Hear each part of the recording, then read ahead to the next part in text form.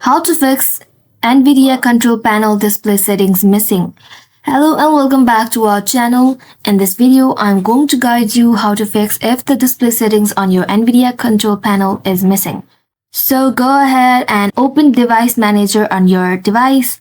Once you open up Device Manager, go ahead and select NVIDIA GeForce under Display Adapters and then click on Update Drivers and then click on Search Automatically for Drivers. If there's any sort of updates, make sure to update this once you have done this. And now if you have a NVIDIA graphics card, basically you'll also have this application called GeForce Experience. So to enable this, go ahead to your search bar and type in GeForce Experience. This should be included by default. Once you open the GeForce Experience app for NVIDIA settings, here you can just go to Driver tab and check for update options. Once you click on Check on Updates, if there are any sort of updates available in your driver, make sure to click download button, and then after the download is completed, then make sure to restart your device in order to solve this problem. If this doesn't help, then the last thing I can tell you to do is click on the search box and then type in service. Once you type in service, open the service app here, and under it, you want to go ahead and search for NVIDIA Container LS. Once you found it, go ahead and right click on it, click on properties,